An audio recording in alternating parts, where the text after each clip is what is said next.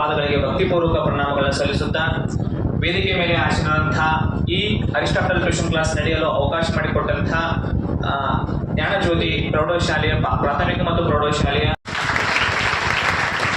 ಅದೇ ರೀತಿ ನಾನು ಯಾವ್ದಂದ್ರೆ ನಾನು ಇಂಜಿನಿಯರ್ ಆಗಿರೋದ್ರಿಂದ ನನಗೆ KEB-ನಲ್ಲಿ ವರ್ಕ್ ಮಾಡಬೇಕು ಅನ್ನೋದು ಒಂದು ಇದು ನನ್ನ ತಲೆ. ಸೊ ನಾನು KEB-ನಲ್ಲಿ 5 ಗಂಟೆಗೆ ಎದ್ದು ಯಾವುದೋ ಒಂದು ಜಾಬ್ ಬರಲಿ ಅಂತ. ಯಾಕಂತಂದ್ರೆ ನಮ್ಮ ಮನೆ ಪರಿಸ್ಥಿತಿ ಆಗಿತ್ತು 2003-2004 ಪರಿಸ್ಥಿತಿನಲ್ಲಿ ಆ ಟೈಮಲ್ಲಿ. ಸೊ ಹಂಗಾಗಿ ನಾನು ಎಜುಕೇಷನ್ ಅಲ್ಲೇ ಕಟ್ ಮಾಡಿದೆ. 18 ವರ್ಷಕ್ಕೆ ಅಂತಂದ್ರೆ ನಮ್ಮ ಎಜುಕೇಷನ್ಸ್ ಎಲ್ಲ ಅಲ್ಲೇ ಕಟ್ಟಿದೆ. ಏನು ಮಾಡಬೇಕು ಈಗ? ಓದ್ಕೋಬೇಕು, ಓದ್ಕೊಂಡು ಒಟ್ಟು ಓದೋದು. ಆಮೇಲೆ 1 ಗಂಟೆ ಏನು ಮಾಡ್ತಿದ್ದೆ? 4, 1, 2 ಈ 1 ಗಂಟೆ ಏನು ಮಾಡ್ತಿದ್ದೆ ಅಂದ್ರೆ ಡಿಸ್ಟ್ರಾಕ್ಟ್ ಆಗ್ತಿದ್ದೆ. ಈ ಡಿಸ್ಟ್ರಾಕ್ಟ್ ಆಗೋದಂತಂದ್ರೆ ಓದಿದ್ದು ಜಾಸ್ತಿ ಓವರ್ಲೋಡಿಂಗ್ ಆಗೋಲ್ಲ. ಅದಕ್ಕೆ ನಾನು ಏನು ಮಾಡ್ತಿದ್ದೆ? ಫ್ರೆಂಡ್ಸ್ ಜೊತೆ ಹಟ್ಟೆ ಹೊಡೆಯೋದು. ನಮ್ಮಲ್ಲಿ ಆ ಟೈಮ್ನಲ್ಲಿ ಫೋನ್ ಇರಲಿಲ್ಲ.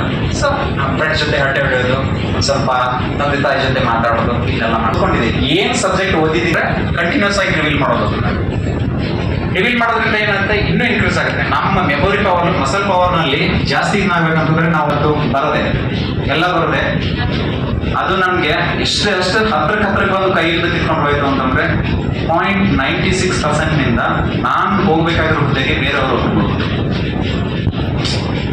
ಅಂದ್ರೆ ಹೆಂಗಿದೆ, ನಾವು ಎಷ್ಟೇ ಸ್ಟ್ರಗಲ್ ಮಾಡಿದ್ರು ಇನ್ನೂ ಸ್ಟ್ರಗಲ್ ಕಡಿಮೆ ಆಗಿತ್ತು. ನಾನು ಮಾಡಬೇಕಾಗಿತ್ತು ಸ್ಟ್ರಗಲ್ ಇನ್ನೂ ಕಡಿಮೆ ಆಗಿತ್ತು. ಸೊ ಅದೇ ಎಕ್ಸಾಮ್ ಬರೆಯಕ್ಕೆ ಹೋದಾಗ ನಾನು ಇಷ್ಟಪಟ್ಟಿದ್ದೆ ಅಂದ್ರೆ ಫಿಸಿಕಲ್ ಸ್ಟ್ಯಾಂಡರ್ಡ್ಸ್ ಬೇಕಾಗಿತ್ತು. ಫಿಸಿಕಲ್ ಸ್ಟ್ಯಾಂಡರ್ಡ್ಸ್ ನನ್ನ ಮುಂಚೆಯಿಂದನೇ ಮಾಡ್ಕೊಂಡು ಬರ್ತಾ ಇದೆ ಅಂದಿದ್ದಕ್ಕೆ ಫಿಸಿಕಲ್ ಸ್ಟ್ಯಾಂಡರ್ಡ್ಸ್ನೆಲ್ಲ ಮಾಡಿಕೊಂಡು ಇದರೆಲ್ಲ ಸೇರ್ಕೊಂಡು ನಾನು 2005ರಲ್ಲಿ ಅಪಾಯಿಂಟ್ಮೆಂಟು. ಈಗ ನಾನು 19 ವರ್ಷ ಸರ್ವಿಸ್. ಸೊ ಗೌರ್ಮೆಂಟ್ ಸರ್ವಿಸ್ನಲ್ಲಿ ಎಂತೆಂಥ ಫೆಸಿಲಿಟೀಸ್ಗಳು ಸಿಗುತ್ತೆ ಅಂತಂದ್ರೆ, ಗೌರ್ಮೆಂಟ್ ಸರ್ವಿಸ್ನಲ್ಲಿ ಈಗ ನನಗೆ ಒಂದು ಪೇಮೆಂಟ್ಸ್ ಅಂತಂದ್ರೆ ಅವರಿಗೆ ಆರೋಗ್ಯ ಸಂಜೀವಿನಿ ಬೇರೆ ಬೇರೆ ಥರದಿರುತ್ತೆ, free of cost.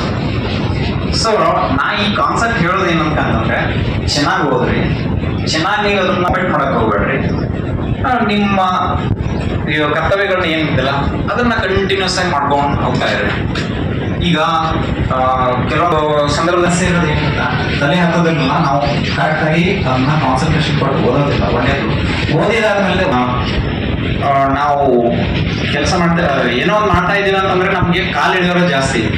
For example ನಾವು ಹೆಂಗಿರ್ಬೇಕು ಅಂದ್ರೆ, ಯಾರಾದ್ರೂ ಹೆಂಗಾದ್ರೂ ಇರಲಿ, ನನ್ನಷ್ಟಕ್ಕೆ ನಾನು ಕರೆಕ್ಟ್ ಆಗಿದ್ದೀನ, ಹೋಗ್ಬೇಕಾ ಹೋಗ್ಬಿಡೋದು. ಈ ರೀತಿಯಾದ ಮನೋಭಾವ ಇಟ್ಕೊಂಡ್ರು. ಯಾರು ಏನೇ ಹೇಳ್ತಾ ಇದಾರೆ ಅಂದ್ರೆ ತಲೆ ಕೆಡಿಸ್ಕೊಳಕ್ ಹೋಗ್ಬೇಡ್ರಿ. ಆಮೇಲೆ ಓದೋದ್ರ ಬಗ್ಗೆ ಜಾಸ್ತಿ ಗಮನ ಇಡೋದ್ರೆ, ಯಾವ ರೀತಿ ಗಮನ ಇಡೋದ್ರೆ, ಬೆಳಿಗ್ಗೆ ಎದ್ದ ತಕ್ಷಣ ನೀವು ಏನು ಮಾಡ್ತಿರಲ್ಲ ಅದೇ ಮೇನು. ಬೆಳಿಗ್ಗೆ ಫ್ರೆಶ್ ಮೈಂಡ್ನಲ್ಲಿ ಜಾಸ್ತಿ ನಿಮಗೆ ಮಾಡೋಕ್ಕೆ ಒಂದು ಸ್ವಲ್ಪ ಅನಾನುಕೂಲ ಆಗುತ್ತೆ.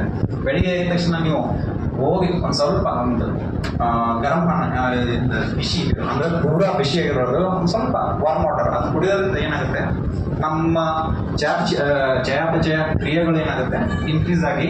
ಸೊ ಇನ್ಸ್ಟೆಸ್ಟೈನ್ ಏನಾಗುತ್ತೆ, ನಮ್ಮ ಕರಳು ಏನಂತ ಬಸ್ಸಲ್ಲಿ ಕೂತ್ಕೊಂಡಿರ್ತಾರ, ಯಾರೋ ಒಬ್ರು ವಯಸ್ಸಾಗಿರೋರು ಅಂತಾರೆ. ಹರಿದವ್ರಿಗೆ ಕೂಡ ಹೇಳ್ತಾ ಇಲ್ಲ, ವಯಸ್ಸಾಗಿರೋರು ಅಜ್ಜಿ ಬಂದಿರ್ತಾರೆ, ಅಜ್ಜ ಬಂದಿರ್ತಾರೆ, ಯಾರೋ ತುಂಬು ಗರ್ಭಿಣಿ ಬಂದಿರ್ತಾರೆ, ಯಾರೋ ಮಗು ಎತ್ಕೊಂಡು ಬಂದಿರ್ತಾರೆ.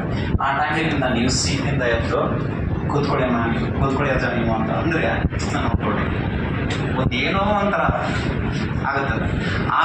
ಆ ಫೀಲಿಂಗ್ಸ್ ಏನು ಮಾಡುತ್ತೆ, ನಿಮಗೆ ಬೇರೆ ಬೇರೆ ಕೆಲಸಗಳಿಗೆ ಇದು ಮಾಡುತ್ತೆ.